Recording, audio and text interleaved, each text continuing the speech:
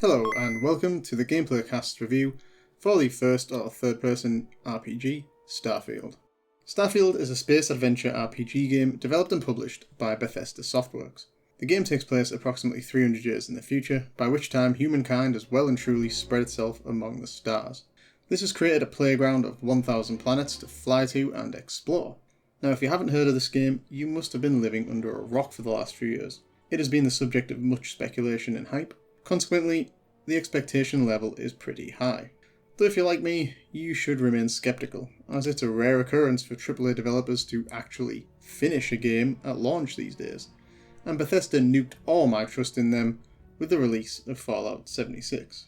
Nuked? See what I did there? Todd Howard betrayed us, man. My view of him will never be the same. After the success of Hogwarts Legacy and the time in development, I was quietly confident that this game might just deliver the solid space RPG we all crave. Basically, No Man's Sky with custom ships, better graphics, and a well-written narrative/story arc. Sounds simple, but this is definitely a tall order. Did Bethesda deliver? Well, yes and no is the honest answer, and here's why. I've been playing on my Xbox Series X, and the first thing I want to make plain is that this isn't the next Cyberpunk or Fallout 76. I think the skeleton of the game is there, it generally delivers something close to what was expected, and some of the elements are really good. If you want to lose yourself in a Bethesda RPG, then the game will scratch that itch. I love the styling of the universe, there's some good lore behind the history and origins of the various factions, all the stuff we have come to know and love about Bethesda games. Of course, there is a crazily detailed character creation process where you can customize pretty much every element of your character's face and general appearance. Though there are some weird anomalies here. For example, I had to make my character twice because you have to choose one of the 40 default base models to start with, and I didn't notice till I'd finished that mine had these weird skin marks all over his neck and face, and for the life of me, I couldn't find an option to remove it. I therefore had to pick a different base model and remake my character minus the skin markings. I don't get why there are 40 set bases with some having non-changeable options. Anyway, I modelled my character on Riggs from Lethal Weapon. What do you say, Jack? Would you like a shot at the title? And was ready to go. Or I was, after choosing my pronouns. Yeah, don't get that either. I'm too old for this shit.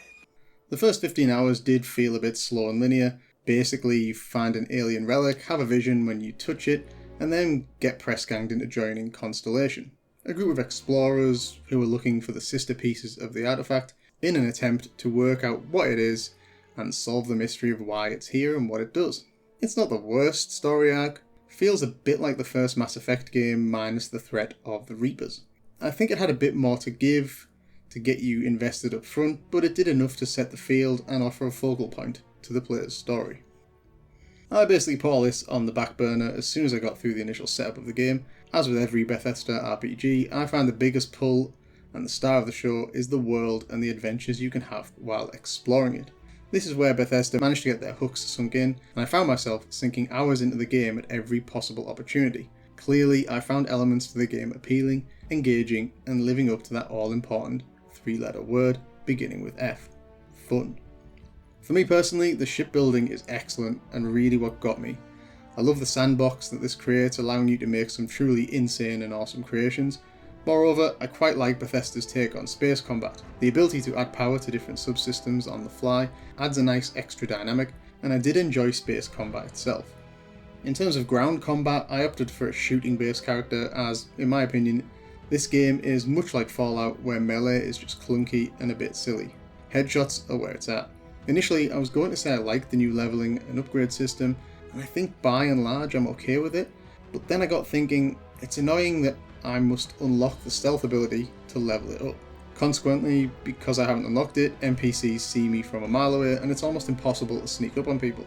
Equally at tier 1 on the skill trees, there's literally no equipment to unlock and barely any upgrades available, meaning I have to choose between getting access to Class B ship parts, doing more damage, or unlocking a couple of upgrades I probably don't have the materials for. I'm unsure here. I quite like what they've done, making you unlock challenges to reach the next tier, but feels kinda limited and some of the unlocks seem to give you zero benefit, at least in the first instance anyway. On the plus side, there are a shed load of items, weapons, suits and ship parts to find, buy, steal or collect. Probably too much. And don't worry, I'm coming to inventory management later. The different guns behave differently, and there seems to be plenty of aesthetic choice to make your guy or gal look badass. Though, as I just said, good luck upgrading anything, as you're going to need to wait a long time and really focus on that research if you want to add anything but the most basic upgrades. I'm seeing some people say they hate the gunplay in general, and I might know what they mean. It definitely isn't as refined as it could be, but it's not really been a big detractor in my experience on the Xbox so far. Full disclosure, at the point of writing this review, I haven't actually completed the main story arc. I'm about 50 hours in, and I'm far too obsessed with questing and upgrading my ship than pursuing artifacts for Constellation. So far so good then. Or is it? It is your destiny. It wouldn't be a Bethesda game without needing the modding community to finish it for them, right? Well, all I'm saying is the mods have got a lot to do. And here's my contribution to their work list, as well as some general complaints for Bethesda. I mentioned it earlier, but I wanted to address it up front. I don't get the weird skin/fixed design options in the character builder. A friend of mine ended up getting stuck with a model that had earrings in, even though he didn't want them, because unlike me, he couldn't be bothered rebuilding his character with a different base. It's like Bethesda wanted to force weird facial diversity on you, whether you wanted it or not. The pronouns thing is also a weird choice, since you very rarely, if ever, overhear people in the game talking about you, so you'll basically never use pronouns unless you're talking like a WWE wrestler, which is an option I'd endorse, but is sadly lacking from the game. What? I'm not on board with divisive politics in any form of entertainment, especially when it's just virtue signalling. I want to escape from the world, not reimagine it. What? Anyway, on to the biggest problem in the game, and that for me personally has to be inventory management. When I play an RPG, I work off the premise of, if it's got value and it isn't nailed down, I'll take it. This involves a lot of trips to and from merchants and stash boxes to relieve my constantly overflowing pack. And this is always a bit of a pain, but Starfield takes this to another level. It feels like you can't kill more than about 3 people before your pack is completely full. The mass of some items is just oppressive, and in a universe set 300 years in the future, not having a way to directly deposit items in your bank or have a 0G pack or something just doesn't make sense. Oh, and it gets worse. Bethesda in their benevolence allows you to sell items from the cargo hold of your ship, which is one benefit, but if any of your crew are holding items, you have to go around and manually retrieve them to sell them on. Otherwise, if you forget, your pack horse for the next mission will be full. Better yet, there's no way to keep all the items you actually want the party member to have. So each time you have to take all, then go reassign the crew members' weapons. It's absolutely tedious. Yeah, I could skip items, but it's just not how I roll, and it's definitely not normally this oppressive. And this is with rank 3 in weightlifting and some large cargo storage on my ship. Lastly on this, which just adds salt to the wound, is the fact that merchants have limited money and you literally have to wait 48 hours of in-game time to get their credits to reset. This is obviously a future where space travel exists but not internet banking. This is so stupid and annoying. Personally, I think you should be able to sell to merchants directly from your ship inventory if desired. This is pissing me off just thinking about it, so I'll move on. Spaceflight. A lot of people have said the same thing and they are totally right. Spaceflight in Starfield is just a loading screen. This would be fine if it was just when doing the big warp jumps, but it's not. There's no jump drive and no entering a planet's atmosphere. Each planet basically has a small area with interesting things in it for you to travel around in, and then you have to go to the menu to land or fly to the next planet or moon in the system. This just kills the immersion, and I can't think for the life of me why Bethesda would want this. They have been belligerent in all other areas, except the one where you can spend most of your money creating an awesome ship. Heaven forbid you might actually want to just fly around in it, and you can't. You can barely explore anything. I could live with not being able to enter the atmosphere and land where I wanted, but the constant menu hopping to get to the mission sites is just jarring. Generally I love fast travel, which I'd use 90% of the time, but let me actually explore and travel in my ship. The game's called Starfield, for God's sake. It's supposed to be the star of the show. Maybe this wouldn't be so painful if the menu systems weren't straight up dog shit too. I absolutely hate the way the menu system and controls around it work. It's clunky, there's a lot of unnecessary screens, I just don't like it. Horrible UI and a pain to use. Enough said. So we've finally gotten through the awful menu screens and landed on a planet. Jumping out, we see several points of interest, but the map is basically a barren wasteland. Can we fast travel to skip the dull trudge? Can we use a moon buggy or something similar? I mean, Buzz Aldrin had one in the 60s. Got to be an option, right? Wrong. You just have to walk. Spend 5 minutes bouncing and boosting about. It's fun the first time, extremely boring the second time, damn right tedious every time after that. I feel like I'm starting to see a pattern here. All of this is deliberate. Bethesda want you to waste your time managing your tiny inventory. They want you to wander aimlessly through the walking simulator wastes just to fill your inventory again so you can't fast travel back and have to walk again.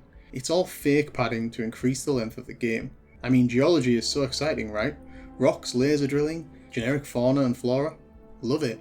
Also, if you want any kind of map, then you're shit out of luck, as the surface maps are just a screen of blue dots. It honestly may as well not exist. Even main settlements are blank. This is unbelievable from Bethesda.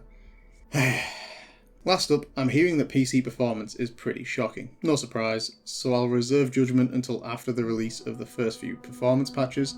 That said, I have experienced a fair few bugs and glitches on the Xbox, and it definitely feels less polished than, say, Skyrim or Fallout 4. I wonder if any playtesting all has been done. I would guess not much, and the last thing I'll say on this, I think the game's performance and low-res character models are all a symptom of the Xbox Series X, which is killing Microsoft game development. It's simply not a machine with the power to cope with games like this in 2023. The sooner Microsoft separates the X and the S models in terms of releases, the better. They probably never will, which means we are all stuck playing games aimed at a far inferior machine. Why spend £500 on a new machine if the games are pegged back for a far cheaper, inferior model? Offer S players cloud gaming and let X owners get the most out of their machines. We bloody well paid for it. With those rants over, and from the scathing tone of my last section, you would think I hate this game and have given up. Well, I actually haven't. I've been going back for more inventory abuse, and I'm still enjoying playing it on some level. I think it's partly to do with the game's genre and the mystery associated with exploring, and partly the fact that some elements of the game are actually really addictive and fun. I love abusing the fan guy who follows me around everywhere. I love messing around building ships and bases. The space combat is actually fun. The shooting is okay. I mean, it's Fallout without VATS and kill cutscenes. But all this means there's just something about the game that's keeping me invested. However, while the game plays perfectly into my love of sci-fi and all things space, I can't ignore the blatant quality issues, poor game design, and in my opinion, missing features. It's kind of finished, but kind of not. If you have the time to mess around putting pronouns and skin diseases into the game, there's no excuse as to why huge elements of the game are missing. Though I can think of a reason. Much like the No Man's Sky developer, Hello Games, the scope of 1,000 explorable planets was just far too big for Bethesda to deliver on the time allotted. Thus, they deliberately selected mechanics and features that pad out the game. They would have been much better off fully developing a half-dozen solar systems, ensuring players can fly between planets inside the same system and focusing on the quality of the player experience. Anyway, this game is a real conundrum when it comes to its score. I've been torn trying to make my mind up. From the get-go, I knew this wasn't a better than 8 out of 10 game, and I've been oscillating between a 5 and an 8 out of 10 ever since. Being completely objective, I think the best score I can give the game is a 6 out of 10. So there it is. Starfield gets a 6 out of 10 rating from Gameplay Casts. The bespoke ship and base design, combined with an interesting setting and the mostly still awesome Bethesda RPG narrative, offers enough for this to be a worthwhile game to play, particularly because it's on Game Pass. I would certainly be giving it a lower rating if I'd paid the full RRP for the experience. In short, I really wanted the equivalent of Skyrim in space, and what we ended up with was No Man's Fallout. Too much is taken from the Fallout series, and to be brutally honest, they haven't copied enough from No Man's Sky. The parallel in terms of the release of both games is uncanny. I think it's fair to say Bethesda, like Hello Games before them, have been overwhelmed by the scope of the game they attempted, but that's no excuse. This is a well-funded AAA studio with a lot of staff and experience. The poor quality of life and badly designed game mechanics are inexcusable. At this point, I just hope Bethesda are willing to put the same level of work into Starfield that Hello Games have in No Man's Sky, and in a few years' time, the game might actually deliver that 9 out of 10 experience I'd hoped for. And that I also feel we're owed from Bethesda after the release of Fallout 76. That said, I have a horrible feeling I remember reading an article about microtransactions in the game, similar to how they've got in Fallout 76. If they go there, I think Starfield's DOA. I've also completely overlooked the Shattered Space story expansion that's set to release next year, which could be the best or worst thing that's happened to the game. Who knows? Just roll some dice at this point. In any case, I fully intend to keep playing and enjoying my space exploration, even if I do have to walk my over-encumbered arse everywhere. If you want to check out Starfield following this review, it's available on Xbox consoles and PC. This concludes the Gameplay Cast's review of the first or third person RPG Starfield.